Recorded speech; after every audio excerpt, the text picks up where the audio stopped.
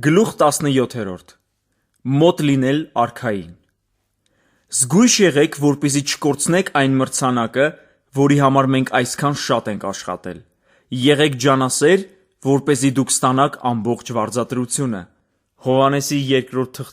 2-րդ խոսք Դժվարություններն անխուսափելի են,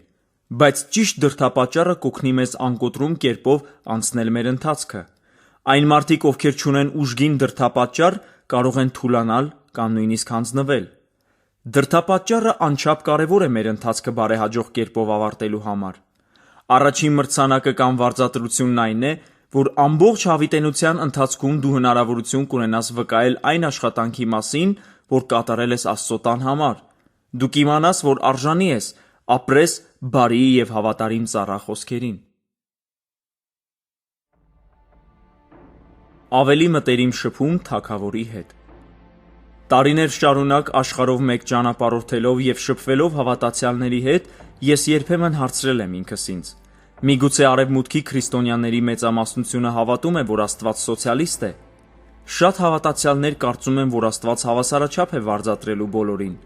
և որ մենք բոլորս կունենանք նույն իշխանությունը, պատասխանատվությունը և պատիվը նոր երկնքում և նոր երկրում: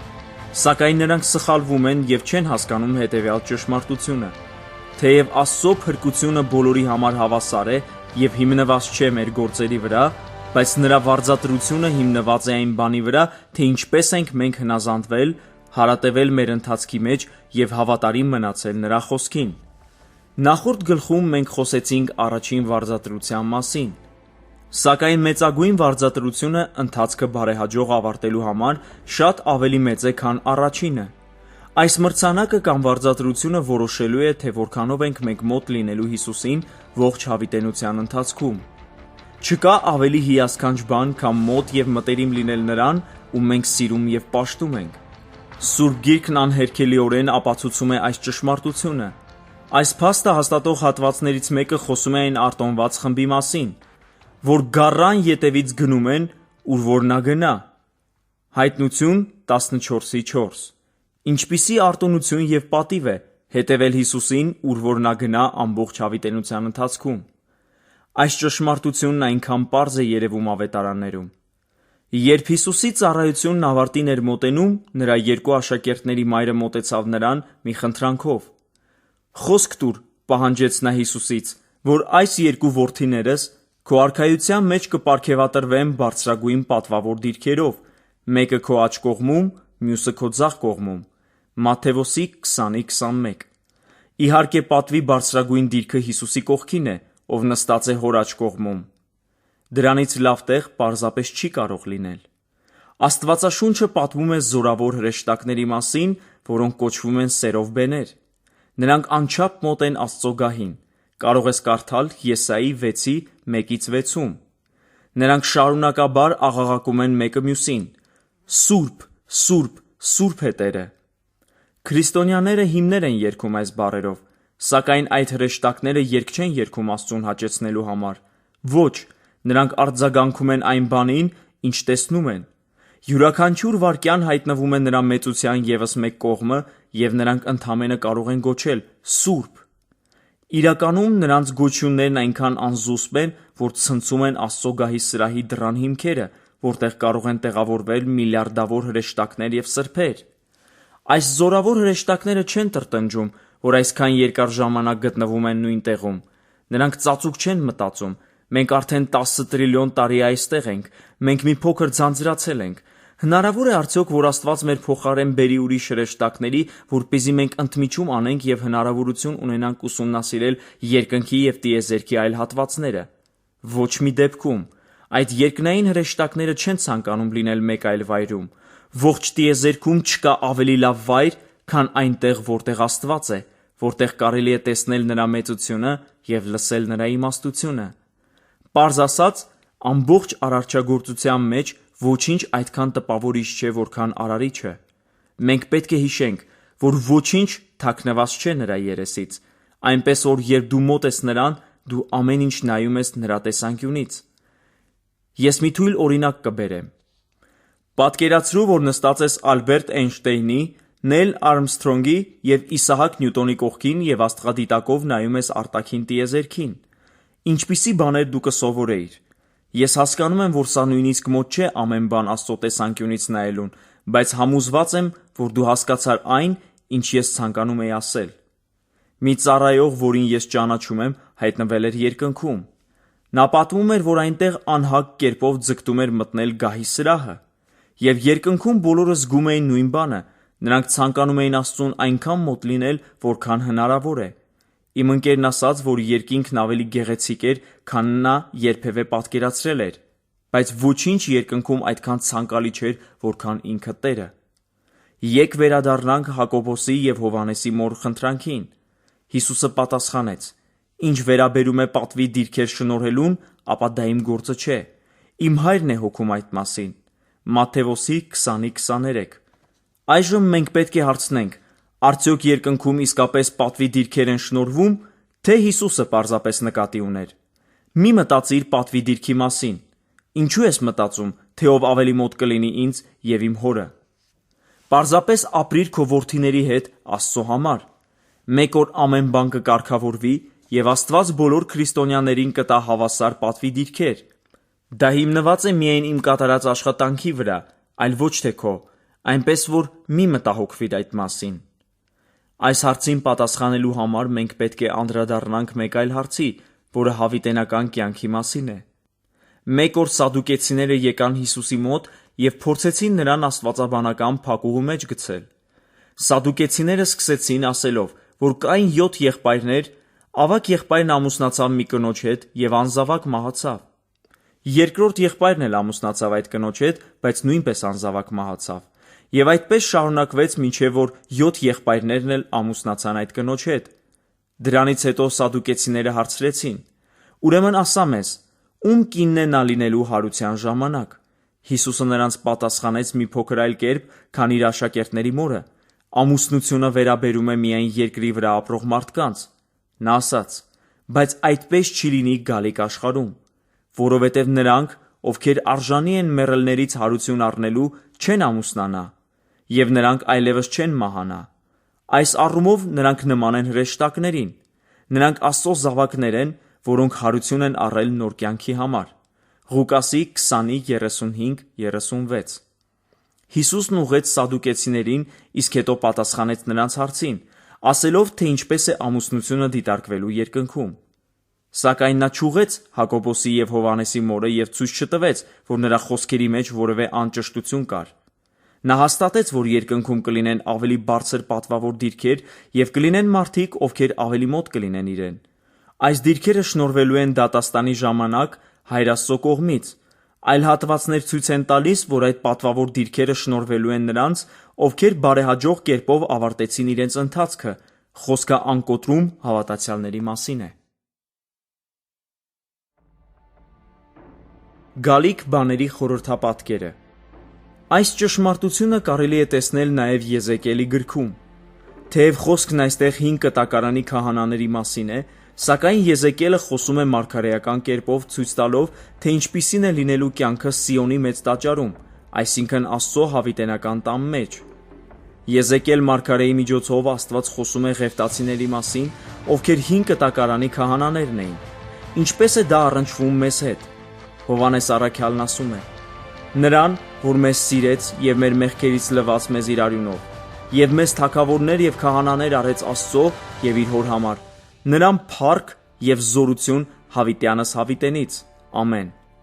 Հայտնություն 1:5-6։ Տեսնում ես, ես ընդգծել եմ քահանաներ բառը։ Այն քրիստոնյաները, ովքեր ծնված են Հոգուց, այժմ քահանաներ են մեր Աստծո համար հավիտյանս հավիտենից։ Լսիր Աստծո խոսքերը։ Այն ղևտացիները, քահանաները, ովքեր հեռացան ինձանից և թողեցին ինձ մնացած բոլորի հետ, ամբողջ Իսրայելի հետ, ովքեր հրապուրվեցին բոլոր չաստված կուռքերով, կվճարեն բոլոր սխալների համար, որ գործեցին։ Սրանից հետո նրանք կանեն միայն ծառայողական գործեր սրբարանում, կհսկեն դարպասները և կօգնեն տաճարի ամենօրյա գործերում։ Եզեկիելի 44:10-11։ Այս հատվածում չաստված կուռքերը վերաբերում են Իսրայելի կռապաշտությանը։ Մեր հասարակության մեջ կռապաշտությունը հաճախ այն ձևով չի դրսևորվում, ինչպես այդ ժամանակ, սակայն դա նույնքան սարսափելի է Աստծո համար։ Գրված է. «Ագահություն մի ունեցեք այս կյանքի լավ բաների հանդեպ, որովհետև դա կռապաշտություն է»։ Կողոսացիների 3:5։ Մենք կռապաշտ ենք դառնում, երբ այս աշխարհում ուժեղ ձգտում ենք ունենում այն բաների հանդեպ, որոնք հրապուրում են մեզ։ Ժամանակակից արևմտյան մշակույթում կռապաշտությունն արտահայտվում է այն բաներով, ինչն առաջնային է մեզ համար և ինչին մենք ձգտում ենք։ Դա կարիերային աճն է, փողը, նյութական բաները, կարգավիճակը, ճանաչելիությունը, հաճույքները, համբավը կամ նախանձի և եսասիրական ձգտումների ցանկացած այլ դրսևորում։ Կուռք կարող է համարվել ցանկացած բան, ինչը մենք ավելի ենք սիրում և փափագում, քան սիրում և փափագում ենք Աստծուն։ Դա այնպիսի առարկա կամ անձնավորություն է, որի մենք տալիս ենք մեր ուժը և որից ուժ ենք ստանում։ Կռապաշտություն կարելի է տեսնել կյանքի գրեթե բոլոր բնագավառներում, նույնիսկ այնպիսի հասարակ հարցում, ինչպիսին է ուտելը։ Կան շատ քրիստոնյաներ, ովքեր շատակերության մեջ են։ Նրանք ուտում են, երբ տխուր են, և ուտում են, երբ ուրախ են։ Նրանք ուտում են, քանի որ ուտելիքը համեղ է, անկախ այն բանից, թե ինչ որակի ուտելիք է։ Նրանք իսկական աղբ են լցնում իրենց ստամոքսները, որովհետև ցանկանում են զգալ համի անցողիկ հաճույքը։ Նրանք երբեք իրենց մեքենայի մեջ օգտագործած մեքենայի յուղ կամ կեղտոտ վառելիք չեն լցնի, բայց այն որակի և քանակի ուտելիքը, որ նրանք ընդունում են, բանականությունից դուրս է։ Նրանք կուռք են դարձրել ուտելիքը, քանի որ իրենց ուժերը ստանում են համի ժամանակավոր զգացողությունից և լիքը ստամոքսից։ Նրանք իրենց ուժերը տալիս են այդ զգացողությանը։ Կռապաշտություն կարելի է տեսնել կյանքի գրեթե բոլոր բնագավառներում։ Ճանաչված լինելու ձգտումը կռապաշտության ձևերից մեկն է։ Կան մարդիկ, ովքեր անում են ամեն ինչ, որպեսզի պատվավոր դիրք զբաղեցնեն եկեղեցում, աշխատանքի վայրում կամ հասարակության մեջ։ Նրանք բամբասում են, չարախոսում, խաբում և ստում են կամ կեղծավորություն են անում, որպեսզի ճանաչում, դիրք կամ իշխանություն ձեռք բերեն։ Նույնիսկ եթե նրանք նման քայլերի չեն դիմում, միևնույն է, նրանք աստվածացնում են որևէ դիրք զբաղեցնելու իրենց ձգտումը։ Նրանք ուժ են ստանում ճանաչելիություն, համբավ կամ որոշակի կարգավիճակ ունենալուց, հետևաբար նրանք իրենց ուժերը տալիս են այդ բաներին։ Կուռքը քեզանից կգողանա անկոտրում հավատարմությունը։ Այն կգողանա քո ուժերը, որոնց կարիքը դու ունես հավատարիմ կերպով մինչև վերջ գնալու համար։ Վերը նշված հատվածում Եզեկիելի գրքից Աստված խոսում է այն հավատացյալների մասին, ովքեր դադարել են փնտրել իրեն, հետևելով այնպիսի բաների, որոնք մնայուն բավականություն չեն պատճառում։ Այդ կուռքերը կարող են որոշ ժամանակով հաճեցնել մեզ, սակայն դրանք երբեք չեն կարող մնայուն բավականություն պատճառել։ Աստված ասում է, որ կռապաշտ մարդիկ կվճարեն իրենց բոլոր սխալների համար, երբ տեսնեն, թե ինչպես է իրենց վարձքն այրվում։ Նրանք կփրկվեն, բայց մի կերպ։ Նրանք կլինեն նրա տան մասը, բայց որպես ծառաներ, ովքեր կատարելու են ծառայի աշխատանք և օգնելու են ամենօրյա գործերում։ Մենք պետք է հիշենք, որ Աստված այստեղ նաև մեզ հետ է խոսում։ Նա չի ցանկանում, որպեսզի մենք կորցնենք այն բոլոր հարստությունները, որոնք պահել է մեզ համար։ Երկնքում շատ ավելի լավ է լինելու, քան մենք երբևէ կարող ենք պատկերացնել։ Ոչինչ այս երկրի վրա չի կարող համեմատվել երկնքի շուքի հետ։ Սակայն երկնքում կան կարգավիճակներ, ավելի պատվավոր և պակաս պատվավոր դիրքեր։ Ցանկացած դիրք Աստծո տան մեջ շատ ավելի լավ է, քան ցանկացած դիրք այստեղ երկրի վրա, որովհետև նույնիսկ Դավիթն է հաստատում սա։ Ավելի լավ է ես դռնապան լինեմ և կանգնեմ իմ Աստծո դռան շեմին, քան բնակվեմ անհոգ կերպով անօրենության վրաններում։ Սաղմոս 84:10։ Մեսիջ Աստվածաշունչը գեղեցիկ կերպով փոխանցում է այս խոսքը. «Մեկ օր անցկացրած քո տանը այս երկրպագության գեղեցիկ վայրում ավելի լավ է, քան հազարավոր օրեր անցկացրած հունական կղզիների լողափերում։ Ավելի լավ է լվանամ իմ Աստծո տան հատակը, քան պատվելի հյուր լինեմ մեղքի պալատում»։ Դավիթն ասում է. «Ավելի լավ է հասարակ ծառա լինեմ Աստծո տանը, քան լինեմ ցանկացած այլ վայրում։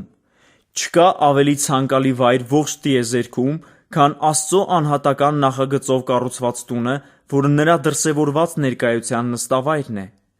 Ցանկացած դիրք Սիոնում ավելի լավ է, քան ցանկացած կարգավիճակ ցանկացած այլ վայրում։ Սակայն բաց մի թող այն, ինչ Աստված նշում է այստեղ։ Քանի որ նա անչափ սիրում է մեզ, նա ցանկանում է, որպեսզի մենք զգոն լինենք և խուսափենք այն տրտմությունից, որը կարող ենք վերապրել, եթե զրկվենք լավագույնից, այն վարձատրությունից, որ կարող ենք ստանալ։ Մենք կարող ենք ապրել և գործել ողջ հավիտենության ընթացքում Աստծուն ավելի մոտ լինելով։ Հավատացյալների դատաստանի ժամանակ կլինեն արցունքներ, և Աստծո խոսքը հավաստիացնում է մեզ, որ կջնջի Աստված բոլոր արտասուքը նրանց աչքերից։ Հայտնություն 21:4։ Բայց այն փաստի գիտակցումը, որ մենք սխալ օգտագործեցինք մեր կարճ ժամանակը, որը որոշում էր մեր դիրքը հավիտենության մեջ, ոչ մի տեղ չի կորչելու։ Մենք մշտապես իմանալու ենք, թե ինչ ենք բաց թողել այն պատճառով, որ հետևել ենք ոչ մնայուն բաներին։ Սա այն հավիտենական կորուստն է, որի մասին ես երկար խոսում եմ նախորդ գլխում։ Կարող ես կարդալ Կորինթացիների առաջին թղթի 3:12-15-ում։ Մյուս կողմից Աստված շարունակում է ասել. «Բայց այն Ղևտացի քահանաները, ովքեր Սադոկի որդիներն են, ովքեր հավատարիմ կերպով հոգացին իմ սրբարանի մասին, երբ մնացած բոլորը հեռացել են և թողել էին ինձ, մտնելու են իմ ներկայության մեջ և ծառայելու են ինձ»։ Եզեկիելի 44:15։ Թեև այս հատվածում Աստված խոսում է հին կտակարանի քահանաների մասին, սակայն գրված է, որ այդ ամենը գալու բաների ստվերներն են։ Այդ մասին կարող ես կարդալ Կողոսացիների 2:17-ում, և որ բոլոր այդ իրադարձությունները, որոնք տեղի ունեցան նրանց կյանքում, մեզ համար ասես օրինակներ լինեն։ Կորինթացիների առաջին թուղթ 10:11։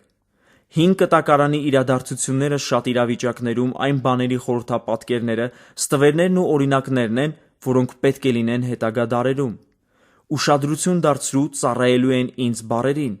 Մի բան է լինել տանծառա, ով լվանում է հատակը, ինչպես որ Դավիթն էր ցանկանում, բայց բոլորովին այլ բան է անձամբ Աստծուն ծառայելը։ 1983 թվականին ես 8000 անդամ ունեցող եկեղեցում էի, երբ սկսեցի իմ ամբողջական ծառայությունը։ Այդ եկեղեցին հայտնի էր ոչ միայն մեր քաղաքում, այլ նաև ամբողջ աշխարհում։ Կար ժամանակ, երբ մեր աշխատակազմը բաղկացած էր լինում 450 հոգուց։ Ինձ աշխատանքի ընդունեցին որպես իմ հովվի և նրա կնոջ օգնական։ Ինձ համար պատիվ էր նրանց ծառայելը։ Ես ավելի շատ արտոնություն ունեի, քան ծառայողական թիմի այլ անդամները, որովհետև իմ գրասենյակն անմիջապես նրանց գրասենյակի կողքին էր։ Ես հաճախ նրանց տանն էի լինում և հաճախ ուղեկցում էի նրանց, երբ ճաշում կամ ընթրում էի աշխարհի ամենանշանավոր ծառայողների հետ։ Կային ժամանակներ, երբ ես համակվում էի երկյուղածությամբ։ Աչքերս լցվում էին արցունքներով, երբ մտածում էի, թե որքան բախտավոր մարդ եմ, քանի որ այդքան մոտիկից շփվում էի նման նշանավոր ծառայողների հետ։ Ես լսում էի այնպիսի իմաստուն մտքեր և գաղափարներ, որ մեր աշխատակազմի այլ անդամներն արտոնություն չունեին լսելու։ Ես այդ հանդիպումներից այնպիսի գաղափարներ եմ քաղել, որոնք մինչև օրս առաջնորդում են ինձ։ Իմ դիրքն ամենացանկալին էր ամբողջ եկեղեցում։ Աշխատակազմի անդամները հաճախ էին ասում ինձ. «Քո բախտն իսկապես որ բերել է, քանի որ դու զբաղեցնում ես այդ պաշտոնը»։ Ոմանք նախանձով հարցնում էին. «Ինչպես դու կարողացար զբաղեցնել այդ պաշտոնը, ինչ արեցիր այն ստանալու համար»։ Մյուսները հաճախ քննարկում էին, թե ով է զբաղեցնելու այդ պաշտոնը, եթե մեկ օր ես թողնեի այն։ Ես գիտեի, որ նրանք ճիշտ էին։ Դա լավագույն պաշտոն էր մեր ողջ աշխատակազմում։ Պատկերացրու դու կարող ես ունենալ նման արտոնյալ կարգավիճակ անձամբ Աստծո մոտ։ Անկոտրում հավատացյալները, ովքեր լավ են կատարել իրենց աշխատանքը և անցել են իրենց ընթացքը մինչև վերջ, մոտ են լինելու Աստծո ներկայությանը գալիք աշխարհում։ Նրանք այն մարդիկ են լինելու, ովքեր նստելու են պատվավոր դիրքերում։ Ինչպես Աստված ասում է Եզեկիելի 44:28-ում. «Եվ նրանց համար ժառանգություն լինի, ես եմ նրանց ժառանգությունը»։ Այ քեզ խոստմունք։ Միթե հնարավոր է ստանալ ավելի լավ վարձատրություն կամ մրցանակ։ Այս մարդիկ լինելու են նրա մոտ, լսելու են նրա գաղափարները, տեսիլքները և իմաստությունը, օգնելու են նրան ապագան որոշելու և իշխանության այլ հարցերում։ Սրանք այն հավատացյալներն են, ովքեր ջանասիրաբար և հավատարիմ կերպով անցնելու են իրենց ընթացքը։ Մենք կնստենք և կիշխենք նրա հետ հավիտյան։ Մենք կծառայենք անմիջապես նրան։ Ինչպիսի զարմանալի խոստմունք։ Այնպես որ կրկին լսիր Պողոսի հորդորը։ Բոլոր մարզիկները խիստ կարգ ու կանոնի են ենթարկում իրենց։ Նրանք անում են դա, որպեսզի մրցանակ շահեն, որը կկորչի, բայց մենք անում ենք դա հավիտենական մրցանակի համար։ այնպես որ ես վազում եմ ուղիղ դեպի նպատակը, եւ իմ յուրաքանչյուր քայլը նպատակաուղղված է։ Կորինթացիների առաջին թուղթ 9:25։ Պրոֆեսիոնալ մարզիկները ջանասիրաբար մարզվում են եւ ձգտում մեծ գավաթին, Masters մրցաշարի կանաչ պիջակին, Stanley գավաթին եւ օլիմպիական ոսկե մեդալին, բայց այս ամենը ոչինչ է համեմատած այն բանի հետ, ինչին ձգտում ենք մենք։ Ահա թե ինչու է Աստծո խոսքը խրախուսում մեզ. եկեք վազենք համբերատար, դիմացկունությամբ եւ հաստատուն ու գործուն համառությամբ մեր մրցավազքի նշանակված ընթացքը, որ դրված է մեր առջև։ Եբրայեցիների 12:1։ Մեսիջ թարգմանությունը եզրափակում է սա հետևյալ կերպով. հանիր ավելորդ հագուստդ, սկսիր վազել եւ երբեք չդադարես։ Մեկ այլ ժամանակակից փոխաբերություն ավելի պարզ է ասում.